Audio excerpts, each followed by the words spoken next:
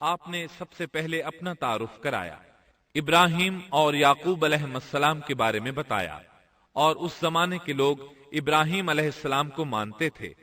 ابراہیم علیہ السلام معروف تھے، جانے پہچانے تھے۔ نبی کریم صلی اللہ علیہ وسلم سے پوچھا گیا کہ کریم یعنی عزت دار کون ہے؟ آپ نے فرمایا عزت دار کے بیٹے، عزت دار کے پوتے اور عزت دار کے پڑ پوتے، یعنی یوسف بن یعقوب بن اسحاق بن ابراہیم علیہ السلام۔ مطلب یہ کہ 4 پشتوں تک نبوت کی فضیلت یوسف علیہ السلام کے سوا کسی کے حصے میں نہیں آئی۔ یہ عزت اور بزرگی کی انتہا ہے۔ آپ نے اپنے دین کا تعارف کرانے کے بعد ان سے جو کچھ کہا وہ آیت 39 اور 40 میں آتا ہے۔ يا صاحبي السجن أأرباب متفرقون خير أم الله الواحد القهار ما تعبدون من دونه إلا أسماء سميتموها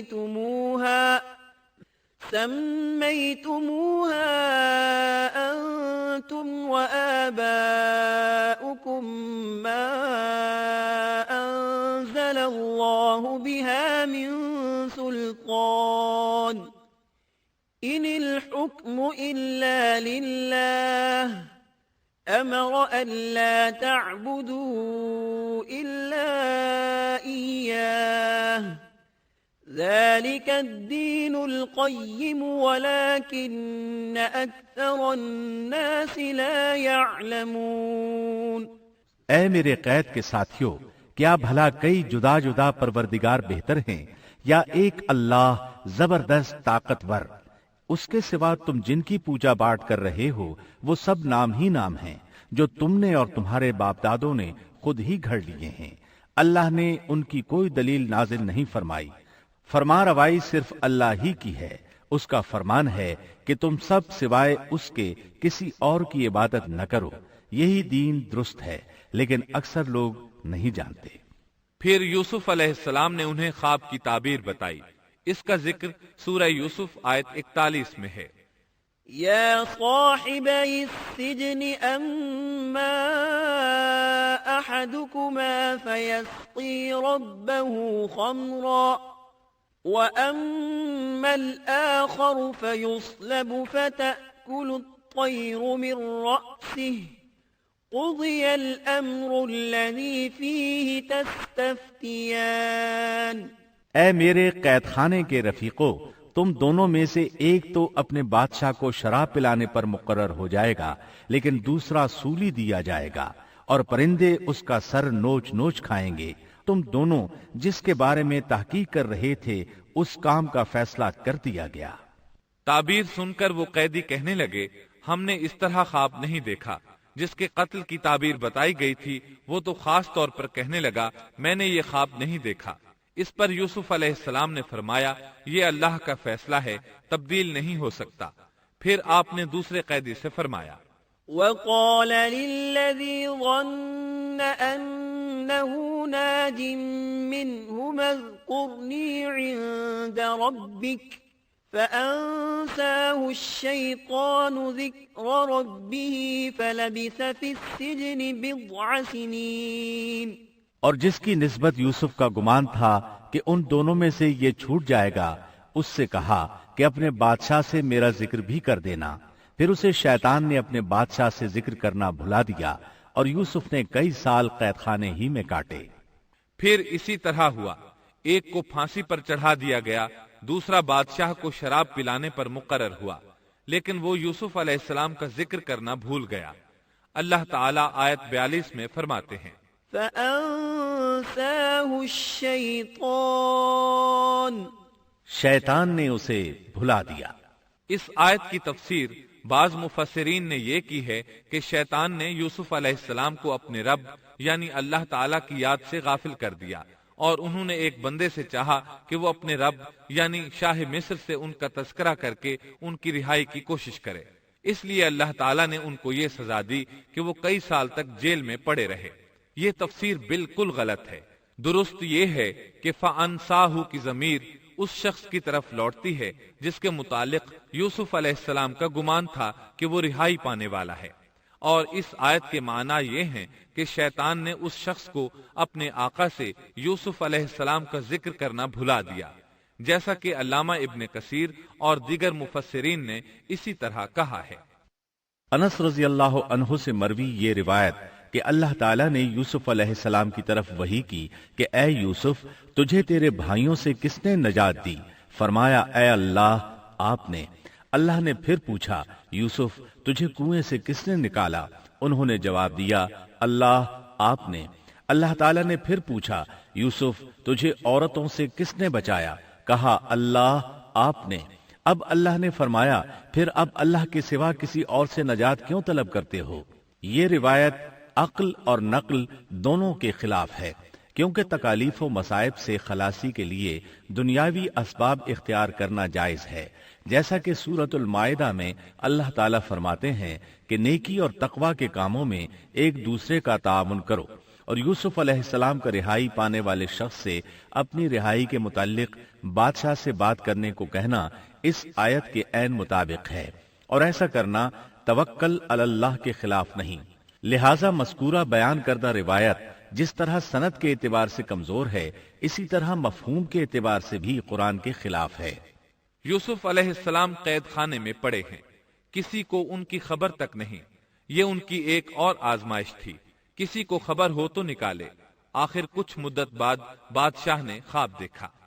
وقال الملك إني أرى 7 بقرات سمان يأكلهن 7 عجاف و7 سنبلات خضر وأخر يابسات۔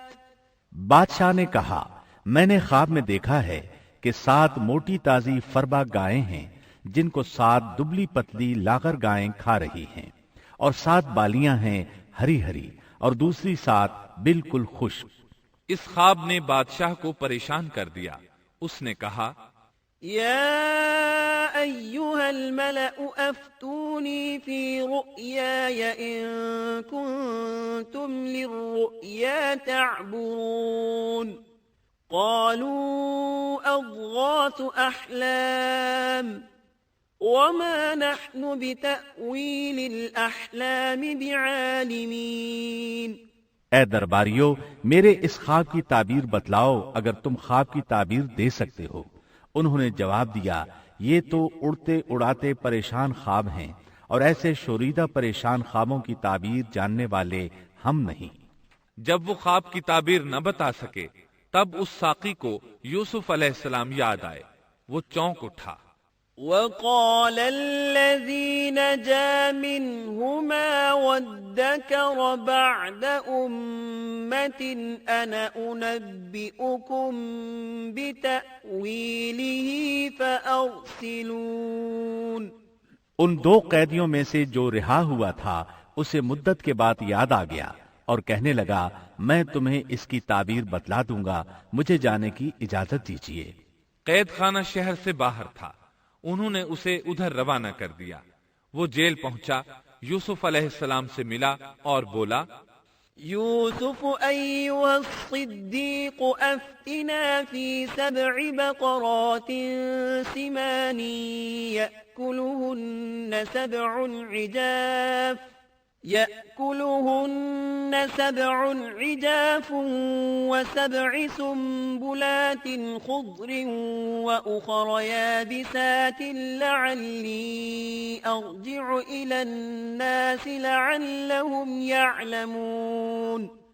اے یوسف، اے بہت بڑے سچے، آپ ہمیں اس خواب کی تعبیر بتلائیے کہ 7 موٹی تازی گائیں ہیں جنہیں 7 دبلی پتلی گائیں کھا رہی ہیں، اور 7 بالکل سبز خوشے ہیں، اور 7 ہی دوسرے بالکل خشک ہیں، تاکہ میں واپس جا کر ان لوگوں سے کہوں تاکہ وہ سب جان لیں۔ تب یوسف علیہ السلام نے خواب کی تعبیر بتائی۔ قال تزرعون 7 سنين دأبا فما حصدتم فذروه في سنبله إلا قليلا مما تأكلون۔ ثم يأتي من بعد ذلك 7 شداد يأكلن ما قدمتم لهن إلا قليلا مما تحصنون۔ یوسف نے جواب دیا کہ تم 7 سال تک پے در پے لگاتار حسب عادت غلہ بویا کرنا اور فصل کاٹ کر اسے بالیوں سمیت ہی رہنے دینا سوائے اپنے کھانے کی تھوڑی سی مقدار کے۔ اس کے بعد 7 سال نہایت سخت قحط کے آئیں گے، وہ اس غلے کو کھا جائیں گے جو تم نے ان کے لیے ذخیرہ رکھ چھوڑا تھا سوائے اس تھوڑے سے غلے کے جو تم محفوظ کر کے رکھو گے۔ آپ نے صرف خواب کی تعبیر نہیں بتائی بلکہ علاج بھی بتایا۔ اس کے بعد ایک اور بات بھی بتائی۔ ثم يأتي من بعد ذلك عام فيه يغاث الناس وفيه يعصرون۔ اس کے بعد جو سال آئے گا اس میں لوگوں پر خوب بارش برسائی جائے گی اور وہ اس میں شیرہ انگور بھی خوب نچوڑیں گے۔ ساقی بہت تیزی سے واپس گیا، بادشاہ کو پوری تفصیل بتائی۔ تب بادشاہ نے کہا یوسف کو میرے پاس لاؤ۔ بادشاہ کا قاصد واپس آیا اور آپ سے کہا بادشاہ آپ کو بلا رہا ہے۔ یوسف علیہ السلام نے کہا میں قید خانے سے نہیں نکلوں گا۔ نبی کریم صلی اللہ علیہ وسلم فرماتے ہیں اللہ یوسف علیہ السلام پر رحم فرمائے، انہوں نے کس حد تک صبر کیا۔ ان کی جگہ میں ہوتا اور مجھے قید خانے سے نکلنے کے لیے کہا جاتا تو میں فوراً باہر نکل جاتا۔ 7 سال تک قید میں رہنے کے بعد اگر کوئی قیدی سے باہر نکلنے کے لیے کہے اور وہ باہر نکلنے سے انکار کر دے تو یہ بات عجیب ہی لگ سکتی تھی، لیکن یوسف علیہ السلام ہر طرح سے بری ہو کر نکلنا چاہتے تھے۔ چنانچہ آپ نے کہا ارجع إلى ربك فاسأله ما بال النسوة اللاتي قطعن أيديهن إن ربي بكيدهن عليم۔ یوسف نے کہا اپنے بادشاہ کے پاس واپس جا اور اس سے پوچھ کہ ان عورتوں کا حقیقی واقعہ کیا ہے جنہوں نے اپنے ہاتھ کاٹ لیے تھے، ان کے ہیلے کو صحیح طور پر جاننے والا میرا پروردگار ہی ہے۔ قاصد واپس آیا، اس نے بادشاہ کو یوسف کا جواب سنایا۔ اب بادشاہ نے ان عورتوں کو جمع کیا اور کہا قال ما خطبكن إذ راوتن يوسف عن نفسه قلنا حاش لله ما علمنا عليه من سوء قالت امرأة العزيز الآن حصحص الحق أنا راودته عن نفسه وإنه لمن الصادقين ذلك ليعلم أني لم أخنه بالغيب وأن الله لا يهدي كيد الخائنين وما أبرئ نفسي إن النفس لأمارة بالسوء إلا ما رحم ربي ان ربی غفور رحیم۔ بادشاہ نے پوچھا اے عورتو اس وقت کا صحیح واقعہ کیا ہے جب تم داؤ فریب کر کے یوسف کو اس کی دلی منشا سے بہکانا چاہتی تھی؟ انہوں نے صاف جواب دیا کہ معاذ اللہ ہم نے یوسف میں کوئی برائی نہیں پائی۔ پھر تو عزیز مصر کی بیوی بھی بول اٹھی کہ اب تو حق سچ واضح ہو گیا ہے، میں نے ہی اسے ورغلایا تھا اس کے جی سے اور یقیناً وہ سچوں میں سے ہے۔ یوسف نے کہا یہ اس واسطے کہ عزیز مصر جان لے کہ میں نے اس کی پیٹھ پیچھے اس کی خیانت نہیں کی، اور یہ بھی کہ اللہ دغابازوں کے ہتھ کنڈے چلنے نہیں دیتا۔ میں اپنے نفس کی پاکیزگی بیان نہیں کرتا، بے شک نفس تو برائی پر ابھارنے والا ہی ہے، مگر یہ کہ میرا پروردگار ہی اپنا رحم کرے، یقیناً میرا پالنے والا، بڑی بخشش کرنے والا اور بہت مہربانی فرمانے والا ہے۔ بعض مفسرین کے نزدیک یہ یوسف علیہ السلام کا قول ہے، اور یہ انہوں نے اس وقت کہا جب جیل میں ان کو یہ ساری تفصیل بتلائی گئی، یا بعض کے بقول بادشاہ کے پاس جا کر انہوں نے یہ کہا۔ بعض مفسرین کے نزدیک یہ بھی عزیز مصر کی بیوی ہی کا قول ہے، اور مطلب یہ ہے کہ یوسف کی غیر موجودگی میں بھی اسے غلط طور پر تہمت لگا کر خیانت کا ارتکاب نہیں کرتی، بلکہ امانت کے تقاضوں کو سامنے رکھتے ہوئے اپنی غلطی کا اعتراف کرتی ہوں۔ یا یہ مطلب ہے کہ میں نے یوسف کو پھسلانے کی کوشش ضرور کی، لیکن واقعہ یہ ہے کہ اپنے خاوند کی خیانت نہیں کی اور کسی بڑے گناہ میں واقع نہیں ہوئی۔ حافظ ابن کثیر نے اسی قول کو ترجیح دی ہے اور اسے سیاق و معانی کے اعتبار سے زیادہ مناسب اور موزوں قرار دیا ہے۔ آیت 54 میں اللہ تعالی فرماتے ہیں، وقال الملك ائتوني به استخلصه لنفسي فلما كلمه قال إنك اليوم لدينا مكين أمين۔ بادشاہ نے کہا اسے میرے پاس لاؤ کہ میں اسے اپنے خاص کاموں کے لیے مقرر کر لوں۔ پھر جب اس سے بات چیت کی تو کہنے لگا کہ آپ ہمارے ہاں آج سے ذی عزت اور امانت دار ہیں۔ تب یوسف علیہ السلام بولے، قال اجعلني على خزائن الأرض إني حفيظ عليم وكذلك مكنا ليوسف في الأرض يتبوأ منها حيث يشاء نصيب برحمتنا من نشاء ولا نضيع أجر المحسنين ولأجر الآخرة خير للذين آمنوا وكانوا يتقون۔ یوسف نے کہا آپ مجھے ملک کے خزانوں پر مقرر کر دیجئے، میں حفاظت کرنے والا اور باخبر ہوں۔ اسی طرح ہم نے یوسف کو ملک کا قبضہ دے دیا کہ وہ جہاں کہیں چاہے رہے سہے، ہم جسے چاہیں اپنی رحمت پہنچا دیتے ہیں، ہم نیکوکاروں کا ثواب ضائع نہیں کرتے، یقیناً ایمانداروں اور پرہیزگاروں کو اخروی اجر بہت ہی بہتر ہے۔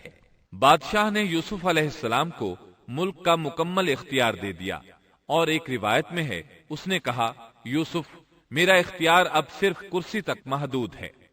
اس طرح تمام معاملات یوسف علیہ السلام کے اختیار میں آ گئے اور خیر و برکت کے سال شروع ہو گئے۔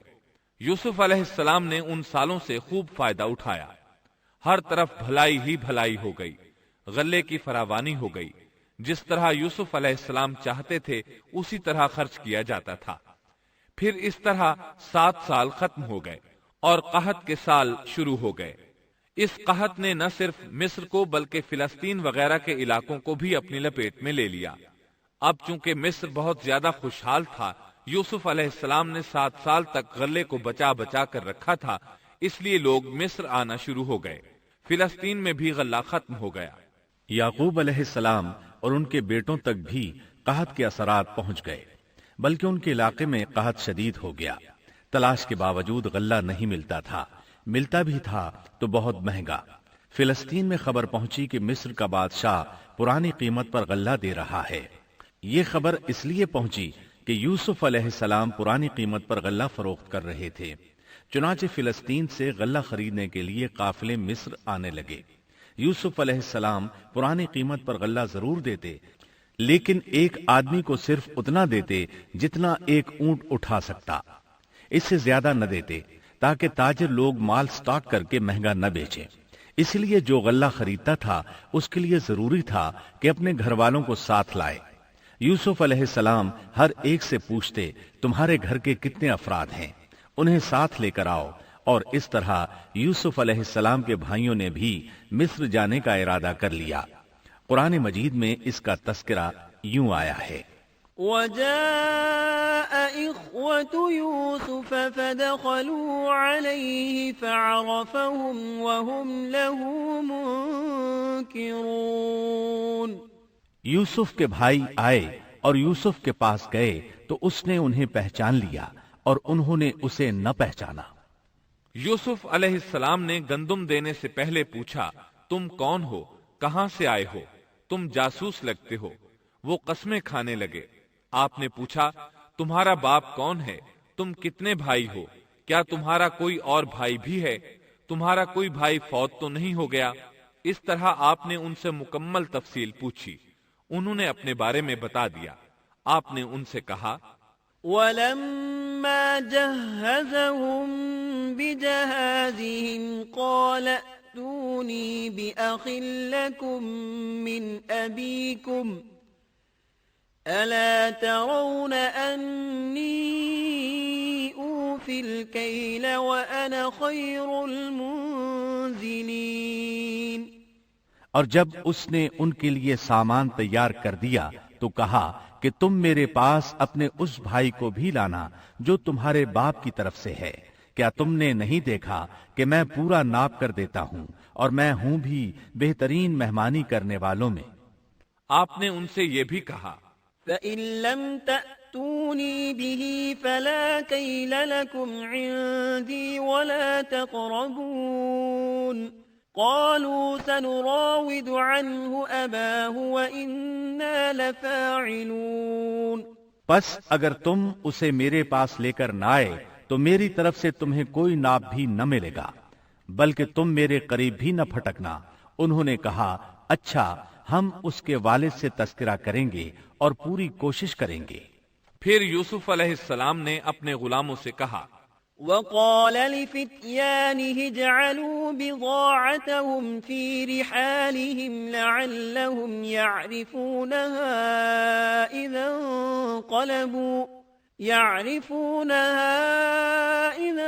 انقلبوا إلى أهلهم لعلهم يرجعون۔ اور اپنے خدمتگاروں سے کہا کہ ان کی پونجی انہی کی بوریوں میں رکھ دو کہ جب لوٹ کر اپنے اہل و عیال میں جائیں اور پونجیوں کو پہچان لیں تو بہت ممکن ہے کہ یہ پھر لوٹ آئیں۔ دراصل یوسف علیہ السلام چاہتے تھے کسی طرح وہ دوبارہ آئیں۔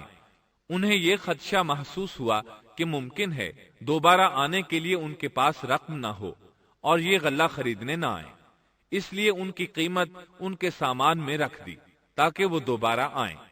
جب یہ گھر پہنچے تو سامان کھولنے سے پہلے باپ سے کہا، فَلَمَّا رَجَعُوا إِلَىٰ أَبِيهِمْ قَالُوا يَا أَبَانَا مُنِعَ مِنَّا الْكَيْلُ فَأَرْسِلْ مَعَنَا أَخَانَا نَكْتَلْ وَإِنَّا لَهُ لَحَافِظُونَ۔ جب یہ لوگ لوٹ کر اپنے والد کے پاس گئے تو کہنے لگے، ہم سے تو غلے کا پیمانہ روک لیا گیا، اب آپ ہمارے ساتھ ہمارے بھائی کو بھیجیے کہ ہم پیمانہ بھر کر لائیں، ہم اس کی نگہبانی کے ذمہ دار ہیں۔ یعنی انہوں نے کہا کہ آئندہ ہمیں غلہ اسی صورت میں ملے گا جب ہم اپنے چھوٹے بھائی بنیامین کو ساتھ لے جائیں گے۔ اس پر یعقوب علیہ السلام نے فرمایا، قال هل آمنكم عليه إلا كما أمنتكم على أخيه من قبل فالله خير حافظا وهو أرحم الراحمين۔ یعقوب نے کہا کہ مجھے تو اس کی بابت تمہارا بس ویسا ہی اعتبار ہے جیسا اس سے پہلے اس کے بھائی کے بارے میں تھا، بس اللہ ہی بہترین حافظ ہے اور وہ سب مہربانوں سے بڑا مہربان ہے۔ مطلب یہ کہ یعقوب علیہ السلام نے ان کی بات ماننے سے انکار کر دیا۔ اس کے بعد جب انہوں نے اپنا سامان کھولا تو کیا دیکھا؟ وَلَمَّا فَتَحُوا مَتَاعَهُمْ وَجَدُوا بِضَاعَتَهُمْ رُدَّتْ إِلَيْهِمْ قَالُوا يَا أَبَانَا مَا نَبْغِي هذه بضاعتنا ردت إلينا ونمير أهلنا ونحفظ أخانا ونزداد كيل بعير ذلك كيل يسير۔ جب انہوں نے اپنا سامان کھولا تو انہوں نے اپنا سرمایہ موجود پایا جو ان کی جانب لوٹا دیا گیا تھا۔ کہنے لگے، اے ہمارے باپ، ہمیں اور کیا چاہیے؟ دیکھیے تو یہ ہمارا سرمایہ بھی ہمیں واپس لوٹا دیا گیا ہے۔ ہم اپنے خاندان کو غلہ لا دیں گے اور اپنے بھائی کی نگرانی رکھیں گے اور ایک اونٹ کا پیمانہ زیادہ لائیں گے، یہ ناپ تو بہت آسان ہے۔ جب یعقوب علیہ السلام نے یہ معاملہ دیکھا اور ان کا اصرار بڑھا تو سوچ میں پڑ گئے کہ معاملہ کچھ اور معلوم ہوتا ہے، پس انہیں اللہ تعالی کی طرف سے الہام ہوا کہ ساتھ بھیج دیجئے۔ قال لن أرسله معكم حتى تؤتون موثقا من الله لتأتونني به إلا أن يحاط بكم، فلما آتوه موثقهم قال الله على ما نقول وكيل۔ یعقوب نے کہا میں تو اسے ہرگز تمہارے ساتھ نہ بھیجوں گا جب تک کہ تم اللہ کو بیچ میں رکھ کر مجھے قول و قرار نہ دو کہ تم اسے میرے پاس پہنچاؤ گے، سوائے اس ایک صورت کے کہ تم سب گرفتار کر لیے جاؤ۔ جب انہوں نے پکا قول و قرار دیا تو انہوں نے کہا ہم جو کچھ کہتے ہیں اللہ اس